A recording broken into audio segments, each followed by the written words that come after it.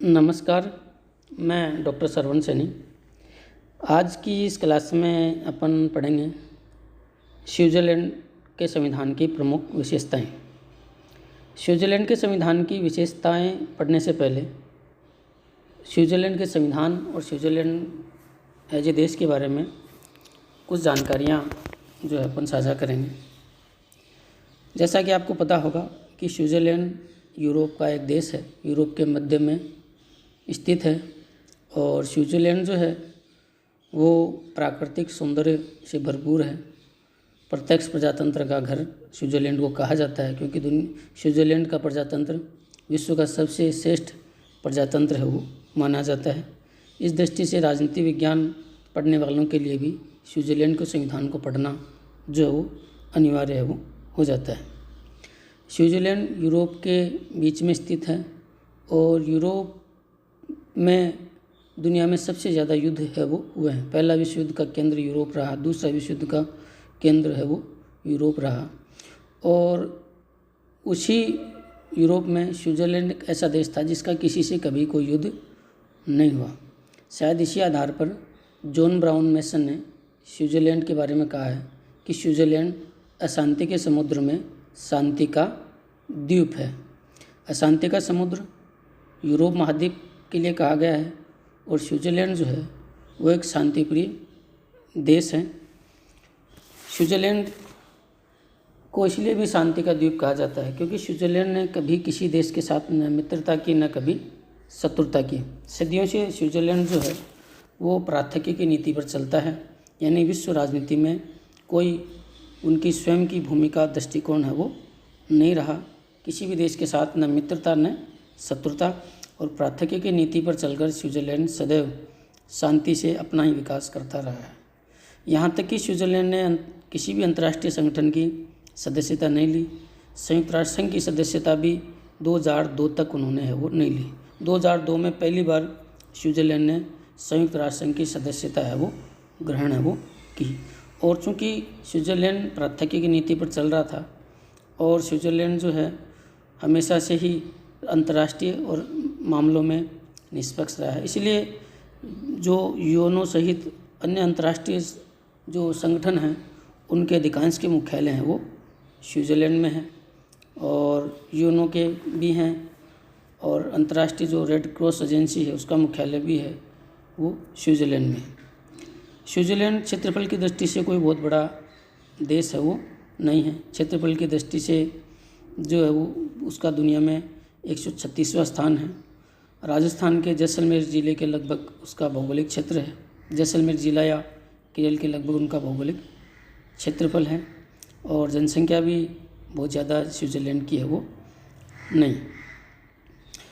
राजधानी है का नाम बर्न है और कई भाषाओं के बोलने वाले लोग वहाँ रहते हैं, कई धर्म के मानने वाले लोग वहाँ रहते हैं।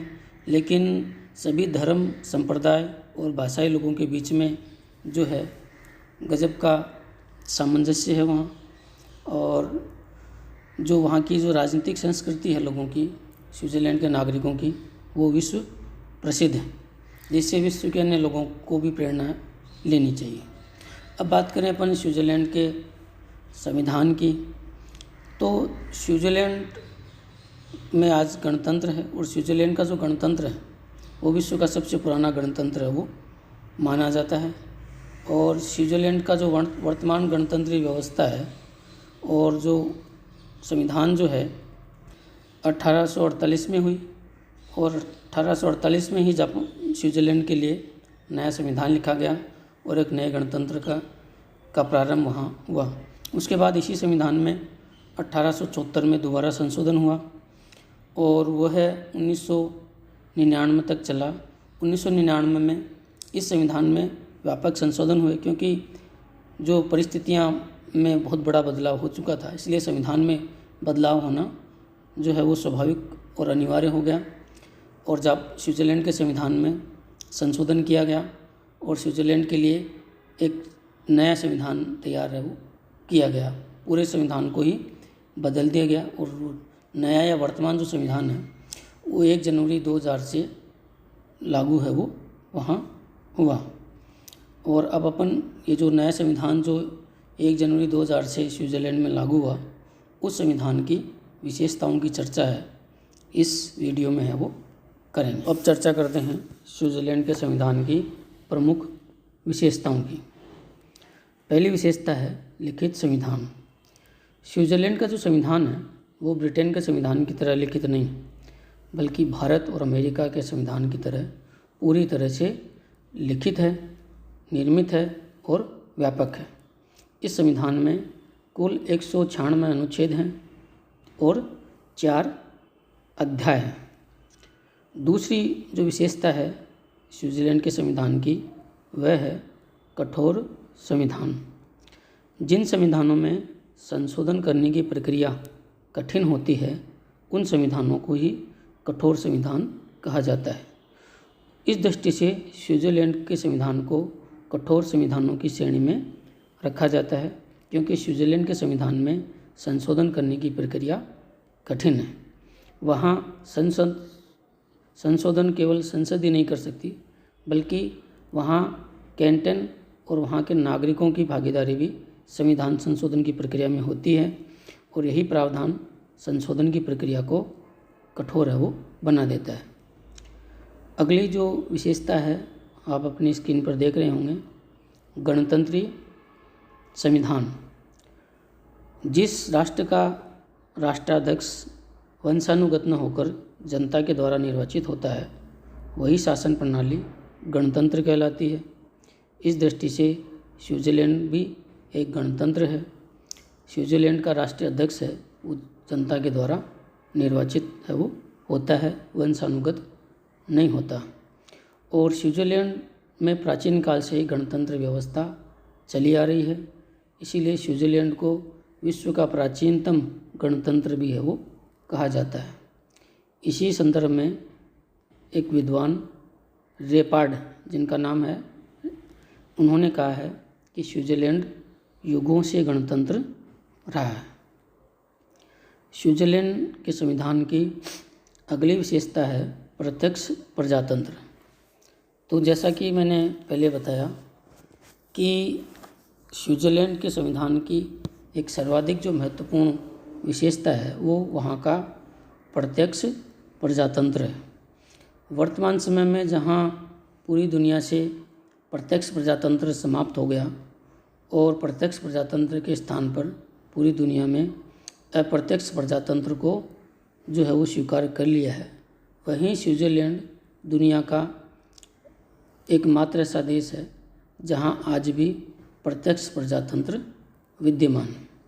स्विट्ज़रलैंड के कई राज्यों में, जिनको वहाँ कैंटन कहा जाता है, आज भी प्रत्यक्ष प्रजातंत्र विद्यमान है, और वहाँ की जनता जनमत संग्रह, आरंभक जनसभाएं आदि साधनों के द्वारा स्वयं जो है प्रत्यक्ष प्रजातंत्र का संचालन है वो करती है, स्वयं लोकतांत्रिक गतिविधियों में प्रत्यक्ष तौर पर भाग लेती है। प्रत्यक्ष प्रजातंत्र विद्यमान है, इसी आधार पर स्विट्ज़रलैंड को प्रजातंत्र का घर है वो कहा जाता है। अगली जो विशेषता है वह है संघात्मक शासन प्रणाली। जहाँ जिन शासन प्रणालियों में शासन प्रणाली का निर्माण जो है अनेक राज्यों से मिलकर होता है और शासन की शक्तियाँ संविधान के द्वारा संघ और राज्यों में बटी हुई होती हैं, वही शासन प्रणाली संघात्मक शासन प्रणाली कहलाती है। स्विट्ज़रलैंड के संविधान के द्वारा स्विट्ज़रलैंड को भी एक संघ बनाया गया है, और स्विट्ज़रलैंड का जो संघ है, संघीय शासन प्रणाली है, वो संघीय शासन की सभी अनिवार्यताओं को भी पूरा करती है। स्विस संघ का निर्माण जो है वो 20 कैंटन और 6 अर्ध कैंटन से मिलकर बना है।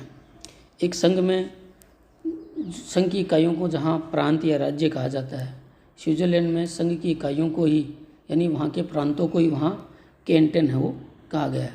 तो स्विस संघ जो है वो 20 कैंटन, पूर्ण कैंटन और 6 अर्ध कैंटनों से मिलकर बना है। तो इस प्रकार स्विट्ज़रलैंड की संघीय प्रणाली में कुल 23 कैंटन शामिल हैं, और वहाँ जो है अवशिष्ट शक्तियाँ भी जो है वो अमेरिका की तरह कैंटनों को यानी राज्यों को प्राप्त है। अगली जो विशेषता है वह है दोहरी नागरिकता। कई संघीय व्यवस्थाओं में जैसे अमेरिका में दोहरी नागरिकता नागरिकों को प्राप्त है, स्विट्ज़रलैंड में भी उसी प्रकार नागरिकों को दोहरी नागरिकता प्राप्त है। यानी वहाँ रहने वाले नागरिकों को राज्य और संघ दोनों की नागरिकता एक साथ है वो प्राप्त होती है। अगली विशेषता है दोहरा संविधान। कई संघीय व्यवस्थाओं में राज्यों को भी अपने अलग संविधान रखने का अधिकार होता है। अमेरिका की तरह ही स्विट्ज़रलैंड में भी राज्यों को अपना अलग संविधान रखने का अधिकार प्राप्त है। तो ये है दोहरा संविधान। एक संविधान संपूर्ण स्विस संघ का होता है, उसके बाद प्रत्येक राज्य को भी अपना अलग संविधान रखने का अधिकार है वो होता है। अगली विशेषता है धर्मनिरपेक्षता।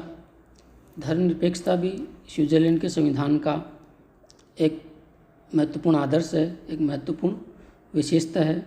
स्विट्ज़रलैंड में अनेक धर्म के मानने वाले लोग रहते हैं, लेकिन स्विट्ज़रलैंड का जो संविधान है वो पूरी तरह से धर्मनिरपेक्ष है। वहाँ सभी धर्म के मानने वालों लोगों को जो है वो समान अधिकार प्राप्त हैं और राज्य धर्म के मामलों में पूरी तरह से जो है वो निरपेक्ष है।